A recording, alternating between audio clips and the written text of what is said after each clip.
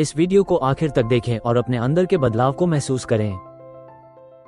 Hello दोस्तों, पैसे से जुड़े फैसले करना हम सबकी जिंदगी का एक अहम हिस्सा है। लेकिन क्या आपने कभी सोचा है कि पैसा कमाना और उसे संभालना सिर्फ मैथ्स या फाइनेंस का खेल नहीं है, बल्कि यह हमारी सोच, आदतों और भावनाओं का भी गहरा असर होता है। दी साइकोलॉजी ऑफ मनी किताब हमें यह समझाती है कि पैसा केवल एक टूल नहीं है, बल्कि यह हमारी मनोवृत्ति और व्यवहार का प्रतिबिंब है। आज के इस वीडियो में हम आपको दी साइकोलॉजी ऑफ मनी की मुख्य बातें और उससे सीखे जाने वाले पाठ सिखाएंगे, ताकि आप पैसे को समझदारी से संभाल सकें, बेहतर फैसले ले सकें और एक सुखद व सुरक्षित भविष्य की ओर कदम बढ़ा सकें। यह वीडियो खासकर उन लोगों के लिए है जो न केवल पैसा कमाना चाहते हैं, बल्कि इसे लंबे समय तक बचाना और बढ़ाना भी चाहते हैं। तो इस सफर पर हमारे साथ बने रहिए। दी साइकोलॉजी ऑफ मनी किताब को मॉर्गन हाउसल, एक प्रसिद्ध लेखक और फाइनेंस एक्सपर्ट ने लिखा है। इस किताब में उन्होंने पैसे को लेकर 19 छोटे छोटे अध्यायों में वे बातें समझाई हैं जिन्हें हम में से ज्यादातर लोग नजरअंदाज कर देते हैं। यह किताब हमें यह सिखाती है कि पैसा सिर्फ एक गणितीय विषय नहीं है, यह हमारी मनोदशा, धैर्य और अनुशासन पर आधारित है। चाहे आप करोड़पति बनना चाहते हो या बस अपने भविष्य के लिए थोड़ा बचाना चाहते हो, इस किताब में दिए गए लेसन्स हर किसी के लिए फायदेमंद हैं। पैसा हमारे जीवन का एक ऐसा हिस्सा है जिससे हमारा हर दिन सामना होता है, लेकिन क्या हमने कभी यह सोचा है कि पैसा कमाने के लिए मेहनत करना जितना जरूरी है, उतना ही जरूरी इसे सही तरीके से संभालना भी है। अक्सर हम लोग पैसे को लेकर गलत धारणाएं बना लेते हैं, जैसे ज्यादा पैसा होना मतलब खुशी और संतोष, तेजी से अमीर बनने का कोई शॉर्टकट, निवेश या बचत के लिए बहुत ज्यादा ज्ञान या विशेषज्ञता की जरूरत। मॉर्गन हाउसल ने बताया है कि हमारे पैसे से जुड़े फैसले हमारी भावनाओं और आदतों पर निर्भर करते हैं। उदाहरण के तौर पर, आप अपनी तनख्वाह का कितना हिस्सा बचाते हैं? क्या आप बिना सोचे समझे खर्च करते हैं? क्या आप कभी फ्यूचर के लिए निवेश करने से डरते हैं? अगर इन सवालों का जवाब ढूंढ लिया तो यकीन मानिए आप अपनी फाइनेंशियल जिंदगी में एक बड़ा बदलाव देख सकते हैं। अब सवाल यह है कि आपको यह वीडियो क्यों देखना चाहिए, क्योंकि यह सिर्फ एक किताब का सारांश नहीं है, बल्कि एक ऐसा गाइड है जो आपको जिंदगी में पैसा कमाने, बचाने और बढ़ाने के स्मार्ट तरीके सिखाएगा। हम आपको आसान भाषा और प्रैक्टिकल उदाहरणों के साथ समझाएंगे कि पैसा सिर्फ अमीर बनने का जरिया नहीं है, बल्कि आजादी पाने का साधन है। कैसे छोटी छोटी आदतें आपको फाइनेंशियल तौर पर मजबूत बना सकती हैं, क्यों धैर्य और अनुशासन सबसे बड़ी कुंजी है, चाहे आप कितना भी पैसा कमाते हों। तो चलिए इस दिलचस्प और ज्ञानवर्धक सफर की शुरुआत करते हैं। वीडियो में आगे बढ़ने से पहले, अगर आप पहली बार इस चैनल पर आए हैं तो चैनल को सब्सक्राइब करना न भूलें। यहां आपको किताबों के सारांश के साथ साथ जिंदगी को बेहतर बनाने वाले टिप्स और ट्रिक्स भी मिलेंगे। और अगर आपको यह वीडियो अच्छा लगे तो इसे लाइक करें और अपने दोस्तों के साथ जरूर शेयर करें। पहली कहानी, the greatest show on earth. इस किताब के लेखक मॉर्गन हाउसल जब कॉलेज में थे तो पैसे कमाने के लिए वेटर की जॉब किया करते थे। यह जॉब लॉस एंजलिस के एक आलीशान और महंगे होटल में थी। एक बार वहां एक गेस्ट आया जो अक्सर उस होटल में आता था। वह लड़का एक टेक्नोलॉजी एग्जीक्यूटिव था और काफी तेज दिमाग वाला था। सिर्फ 20 साल की उम्र में उसने वाईफाई राउटर के लिए एक कंपोनेंट डिजाइन कर उसे पेटेंट करवा लिया था। उस यंग मिलियनेयर ने कई टेक कंपनियां शुरू की और बाद में उन्हें बेच दिया। हालांकि पैसे के मामले में वह थोड़ा अनलकी था। वह जहां भी जाता अपने साथ नोटों की गड्डी रखता और हर किसी को वह पैसे दिखाता। वह शराब पीकर बड़ी बड़ी डींगे मारता था। एक दिन उसने गाड़ी पार्क करने वाले गार्ड को कुछ नोट देकर पास वाली दुकान में सोने के सिक्के खरीदने भेजा। जब गार्ड सिक्के लेकर आया तो उस यंग टेक्नीशियन ने उन सिक्कों को समुद्र में फेंक दिया। उसने अपने दोस्तों को भी बुलाया और सबने मिलकर ऐसे सिक्के फेंके जैसे कोई तालाब में पत्थर फेंकता है। कुछ ही समय बाद वह यंग मिलियनेयर दिवालिया हो गया। उसने जो कुछ भी कमाया था सब गंवा दिया। उसके सारे पैसे खत्म हो गए और उसके यार दोस्त भी उसे छोड़कर चले गए। दूसरी कहानी रोनाल्ड रीड की है, जो एक साधारण व्यक्ति थे। वह एक छोटे से गांव में पैदा हुए और पले बढ़े। वह अपने परिवार के पहले इंसान थे जिन्होंने स्कूल तक पढ़ाई की थी। रोनाल्ड ने अपनी जिंदगी में छोटे छोटे काम किए, जैसे गैस स्टेशन में गाड़ियां रिपेयर करना और फ्लोर की सफाई करना। 38 साल की उम्र में उन्होंने $12,000 में एक छोटा सा घर खरीदा और पूरी जिंदगी वहीं गुजारी। 2014 में 92 साल की उम्र में उनकी मृत्यु हुई। उनकी मौत के बाद यह खबर सामने आई कि रोनाल्ड रीड ने $8 मिलियन की संपत्ति छोड़ी थी। उन्होंने $2 मिलियन अपने सौतेले बच्चों के लिए छोड़े और $6 मिलियन लोकल हॉस्पिटल और लाइब्रेरी को दान कर दिए। अगर आप विकिपीडिया में रोनाल्ड रीड के बारे में सर्च करेंगे तो उसमें आपको पता चलेगा कि वह एक चौकीदार, गैस स्टेशन अटेंडेंट, निवेशक, समाज सेवक और मिलियनेयर था। लेकिन यह कैसे हुआ? इसमें कोई ट्रिक नहीं थी। रोनाल्ड ने कोई लॉटरी नहीं जीती थी और न ही उसे कोई खानदानी पैसा मिला था। रोनाल्ड इतने सालों से पैसा बचाकर ब्लू चिप स्टॉक्स में निवेश कर रहा था। बस इतनी सी बात थी। वह एक एक पैसा सेव करता था, यहां तक कि उसने कभी ब्याज भी नहीं निकाला था। उसने अपनी सेविंग्स को सालों साल कंपाउंड किया था और उसकी मौत तक उसके पास $8 मिलियन की रकम जमा हो चुकी थी। क्या आप कंपाउंडिंग का कॉन्सेप्ट जानते हैं? इसके बारे में हम बाद में बात करेंगे, लेकिन उससे पहले आपको एक और स्टोरी सुननी चाहिए। अब जरा एक नजर डालते हैं उस आदमी पर जो डोनाल्ड रीड से बिल्कुल हटकर था। रिचर्ड फ्यूज, जो मेरिल लिंच में एक एग्जीक्यूटिव था। उसने हार्वर्ड से MBA किया था और वह 40 की उम्र में रिटायर हो गया था। एक बिजनेस मैगजीन की 40 under 40 most successful people list में उसका नाम भी शामिल था। कनेक्टिकट में रिचर्ड का 18,000 स्क्वायर फीट का बंगला था, जिसमें 2 स्विमिंग पूल, 2 लिफ्ट, 7 गैराज और 11 बाथरूम थे। इस बंगले की मेंटेनेंस का खर्चा ही $900 महीना था और इसकी मेंटेनेंस में रिचर्ड ने काफी बड़ा उधार लिया था। लेकिन फिर उसकी किस्मत ने करवट बदली। 2008 में फाइनेंशियल क्राइसिस आया और रातों रात रिचर्ड फुटपाथ पर आ गया। इन दोनों यंग मिलियनेयर रोनाल्ड रीड और रिचर्ड की कहानी से हमने क्या सीखा? फाइनेंशियल सक्सेस कोई साइंस नहीं है, बल्कि फाइनेंस एक ऐसी फील्ड है जहां रोनाल्ड रीड जैसे लोग भी सक्सेस हो सकते हैं। एक हम्बल एजुकेशन और एक्सपीरियंस वाला इंसान सर्जन, आर्किटेक्ट या इंजीनियर नहीं बन सकता, लेकिन फाइनेंस में रोनाल्ड रीड जैसा मामूली आदमी भी काफी बढ़िया अचीवमेंट कर सकता है।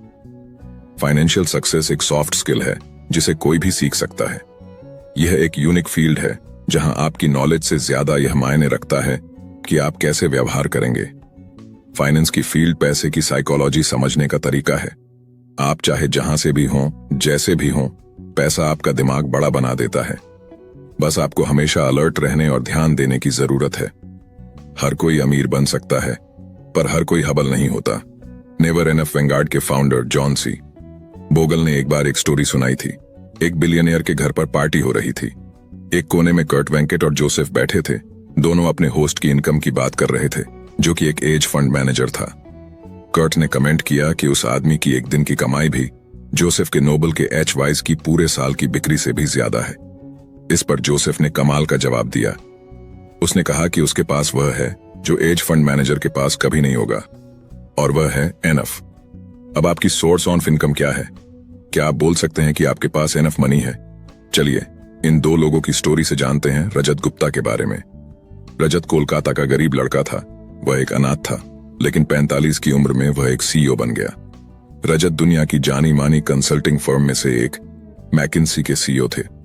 साल 2007 में जब वह कंपनी से रिटायर हुए तो उसके बाद उन्हें यूनाइटेड नेशंस और वर्ल्ड इकोनॉमिक फोरम में एक बड़ी इंपॉर्टेंट पोजीशन मिली। रजत 5 अलग अलग कंपनी के बोर्ड ऑफ डायरेक्टर्स भी थे। कोलकाता की झुग्गी झोपड़ियों से निकलकर उन्होंने सबसे अमीर बिजनेसमैन बनकर दिखाया। 2008 में रजत गुप्ता की वर्थ $100 मिलियन हो चुकी थी, लेकिन वह अपने पैसे से कभी भी सेटिस्फाइड नहीं हुए। वह एक मिलियनेयर बन चुके थे, तो अब उन्हें एक बिलियनेयर बनना था। वह उस सर्किल में आना चाहते थे। फिर रजत गोल्डमैन सैक्स के बोर्ड ऑफ डायरेक्टर्स बने। उन्होंने बिलियनेयर बनने के लिए खुद को आगे बढ़ाया। 2008 में गोल्डमैन सैक्स इकोनॉमिक क्राइसिस के दौर में था।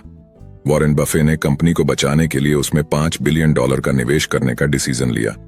एक बोर्ड मेंबर होने के नाते रजत गुप्ता को यह बात पब्लिक से पहले पता चल गई थी। वॉरेन की फंडिंग से बेशक कंपनी के स्टॉक ऊपर जाने के चांस थे। बोर्ड मीटिंग कॉल के 16 सेकंड बाद रजत ने एक हेड फंड मैनेजर राज राजा रत्नम को कॉल किया। ये कॉल कभी रिकॉर्ड नहीं हुई थी, पर राज ने तुरंत ही गोल्डमैन के 1,75,000 शेयर खरीद लिए। कई घंटों बाद वॉरेन की डील की खबर पब्लिक तक पहुंची। गोल्डमैन के स्टॉक एकदम से ऊपर चढ़ गए। राज ने कुछ ही घंटों में $1 मिलियन कमाए और प्रोसिक्यूटर ने बताया कि रजत ने कुल $17 मिलियन का प्रॉफिट कमाया। इसे इनसाइडर ट्रेडिंग का एक क्लासिक केस माना जाता है। रजत गुप्ता ने अपनी सारी दौलत से हाथ धोया और उन्हें जेल जाना पड़ा। साथ ही उन्होंने अपनी रेप्यूटेशन भी गंवाई। रजत के पास पहले ही $100 मिलियन थे, तो उन्हें $1 बिलियन और क्यों चाहिए थे? उनके पास पहले से ही धन, दौलत, फेम, पावर और फ्रीडम थी। लेकिन लालच में आकर उन्होंने सब कुछ गंवा दिया, क्योंकि रजत गुप्ता के पास एनफ का सेंस नहीं था। हम इस स्टोरी से 3 चीजें सीख सकते हैं। पहली सबसे मुश्किल फाइनेंशियल स्किल है खुद को रोकना। ज्यादा दौलत जमा करने का लालच, ज्यादा पावर, ज्यादा फेम और ज्यादा पैसे का लालच। दूसरी, जब आप आगे नहीं बढ़ते तो आपको लगता है जैसे आप पीछे जा रहे हैं, और फिर आगे बढ़ने के लिए आप बड़े से बड़ा रिस्क लेते हो। तीसरी, सोशल कंपैरिजन यानी दूसरों से तुलना एक प्रॉब्लम बन जाती है। मान लो एक फुटबॉल प्लेयर साल के 50,000 कमाता है, उसके पास पहले से ही काफी पैसा है। लेकिन अगर हम उसकी तुलना माइक ड्रॉट से करें, तो जो $430 मिलियन साल के हिसाब से 12 साल का कॉन्ट्रैक्ट है, तो हमें यह हॉकी प्लेयर उसके सामने एकदम गरीब लगेगा। अब मान लीजिए एज फंड मैनेजर जो $30 मिलियन कमाता है, पर 2018 में top 10 highest paid hedge fund managers कम से कम $340 मिलियन साल के कमाते थे, तो हमें यह $36 मिलियन उनके मुकाबले काफी कम लगेगा। लेकिन अगर टॉप 10 एज फंड मैनेजर अपनी तुलना अगर टॉप 5 से करें, तो top 5 head fund managers $770 million कमाते हैं।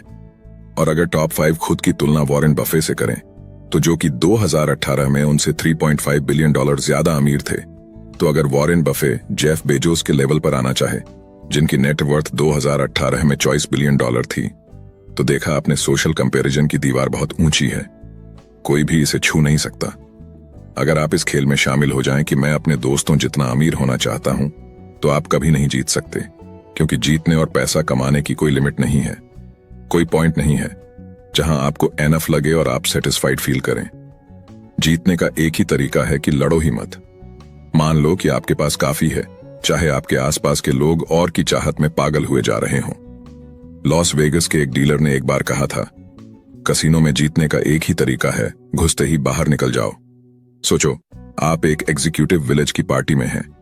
आप और आपके दोस्त डिस्कस कर रहे हैं कि कौन सबसे अमीर है, किसके पास सबसे बड़ा घर है, और कौन सबसे ज्यादा फेमस है और किसे लोग सबसे ज्यादा पसंद करते हैं। लेकिन आप देखेंगे कि विनर कोई भी नहीं होगा। जीतेगा वही जो अपने आप से सेटिस्फाइड है, जो एक छोटे से घर में प्यार करने वाली फैमिली के साथ एक हंसी खुशी खुशहाल जिंदगी जी रहा है। लेसन नंबर 3, कुछ चीजें पैसे, फेम और पावर से भी बढ़कर होती हैं, चाहे आपके पास यह सब कितना ही ज्यादा क्यों ना हो। ये बातें रजत गुप्ता ने जेल से छूटने के बाद न्यूयॉर्क टाइम्स के अपने इंटरव्यू में कही थी। उनसे जब पूछा गया कि उन्होंने इस घटना से क्या सीखा, तो वह बोले, किसी भी चीज से ज्यादा अटैचमेंट मत रखो, चाहे वह आपकी रेपुटेशन हो या आपकी अचीवमेंट हो। ये चीजें कोई मैटर नहीं करती। इस हादसे ने मेरी पूरी रेपुटेशन बर्बाद करके रख दी है, लेकिन मैंने अब सीख लिया है कि मुझे इससे भी ज्यादा अटैचमेंट नहीं रखना है। रजत गुप्ता खुद को बचाना चाहते थे। वह अपनी की सफाई दे रहे थे। वह खुद को ही तसल्ली दे रहे थे कि उनकी रेपुटेशन उनके लिए अब और मायने नहीं रखती। लेकिन उनका कहना गलत था। रेपुटेशन बेशकीमती है, फ्रीडम बेशकीमती है, परिवार और दोस्त भी बेशकीमती हैं। लोगों को प्यार करना और बदले में उनका प्यार पाना भी बेशकीमती है, खुशियां बेशकीमती हैं। लेकिन यह सब पाने का एक ही तरीका है कि आप अपनी हद समझें। आपको याद रहे कि कब रिस्क लेना है और कब एनफ का मतलब एनफ है।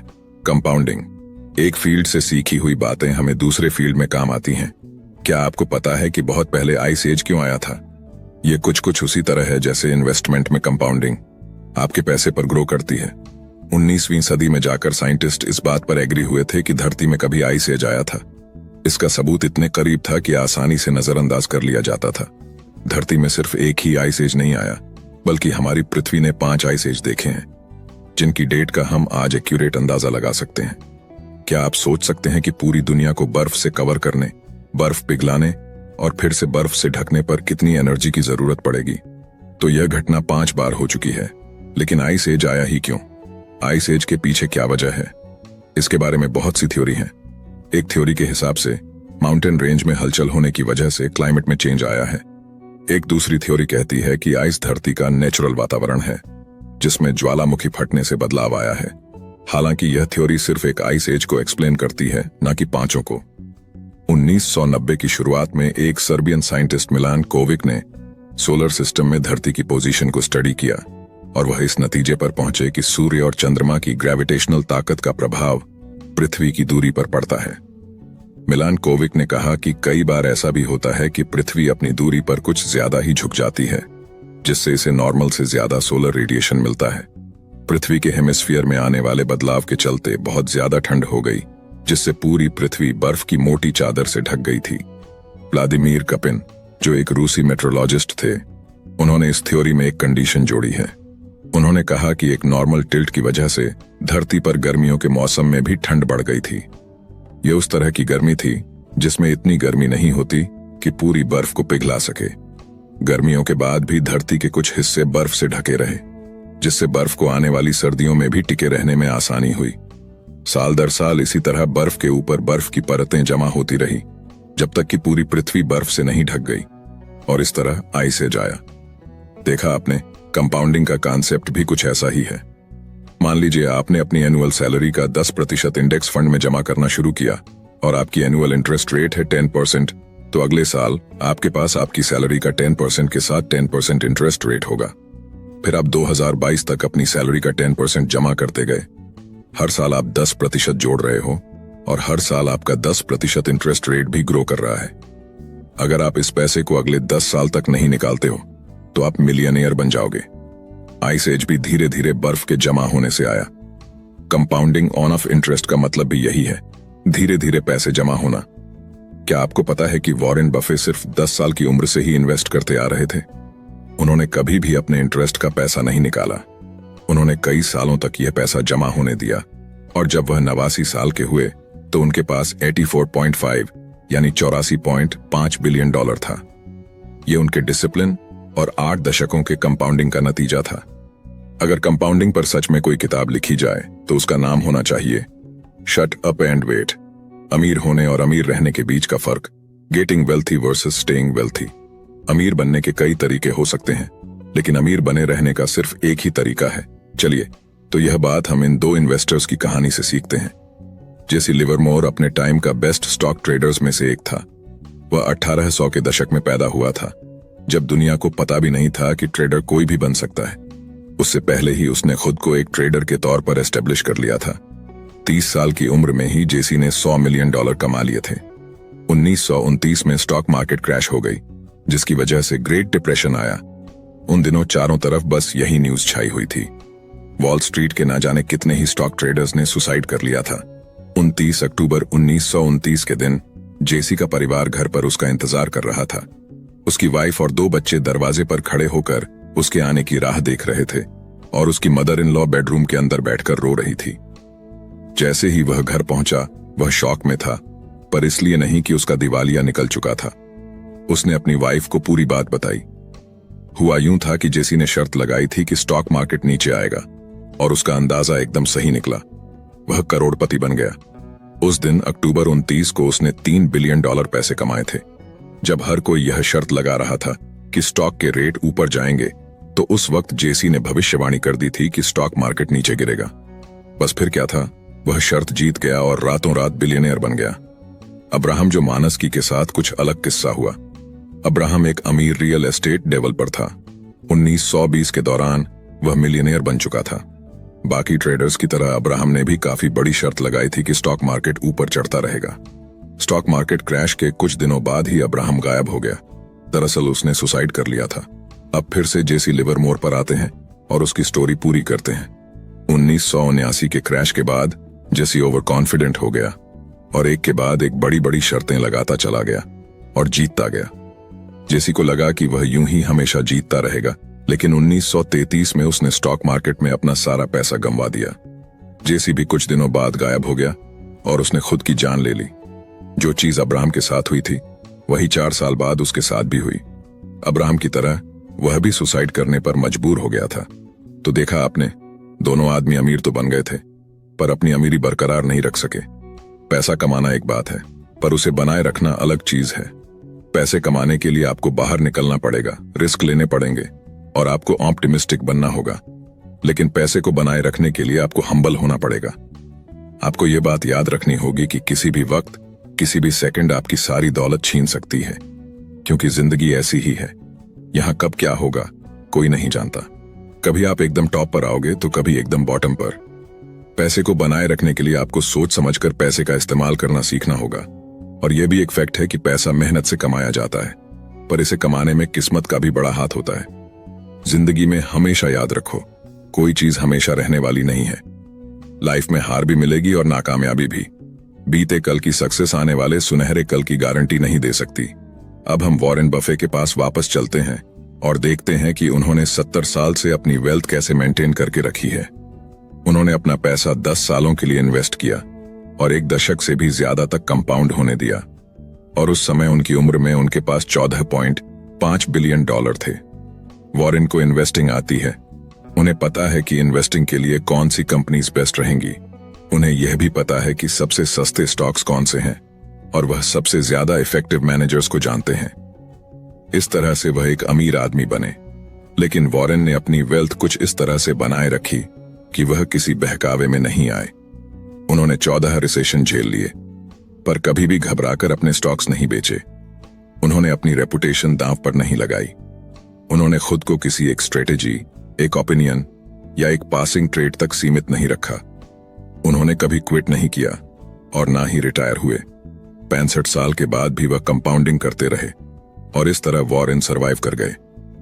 कंक्लूजन, आपने इस किताब में उस यंग टेक जीनियस की कहानी पढ़ी जिसने $1000 गोल्ड कॉइन्स समुद्र में फेंक दिए थे। आपने इस किताब में रोनाल्ड रीड की कहानी भी पढ़ी, जिसने एक मामूली सा चौकीदार होने के बावजूद $8 मिलियन दान कर दिए थे। आपने हार्वर्ड MBA ग्रेजुएट और रियल एस्टेट इन्वेस्टर रिचर्ड फस्को के बारे में भी पढ़ा, जिसने 2008 के क्राइसिस में सब कुछ गवा दिया था। और आपने इस किताब में रजत गुप्ता की कहानी भी पढ़ी, जिसके पास $100 मिलियन होने के बावजूद उसे $1 बिलियन और चाहिए थे। इस बुक में आपने जेसी लिवरमोर और अब्राहम जर्मन की कहानी भी सुनी। इनमें से एक ने $3 बिलियन कमाए थे, जबकि दूसरे ने अपना सारा पैसा गंवा दिया था और बाद में दोनों ने सुसाइड कर लिया था। आखिर में आपने इस बुक में वॉरेन बफे के बारे में पढ़ा। तो इन सारे लोगों में से आप किसके जैसा बनना चाहेंगे? याद रखो कि जिंदगी में रेपुटेशन, फ्रीडम, फैमिली, प्यार और आशियाना ही सबसे कीमती चीज है, जो पैसे, पावर और फेम से कहीं बढ़कर है। याद रखो, ये दुनिया गोल है और हार और जीत जिंदगी का एक हिस्सा है। कभी हमारे पास सब कुछ होता है और कभी कुछ भी नहीं। अमीर बनने के कई सारे तरीके हैं, पर अपनी अमीरी बरकरार रखने का सिर्फ एक तरीका है। इसलिए हम्बल बनो, पैसे की वैल्यू समझो और जो आपके पास है उसमें खुश रहना सीखो। इस किताब में हमने पैसे से जुड़ी मनोविज्ञान और आदतों को समझने की कोशिश की। द साइकोलॉजी ऑफ मनी हमें यह सिखाती है कि पैसा केवल गणित नहीं, बल्कि हमारी सोच, व्यवहार और निर्णय लेने की प्रक्रिया का परिणाम है। समझदारी से पैसा खर्च करना, भविष्य के लिए बचत करना और धैर्य रखना सबसे अहम है। ऐसे ही और ऑडियो बुक समरी के लिए चैनल सब्सक्राइब करें और बेल आइकॉन प्रेस करें।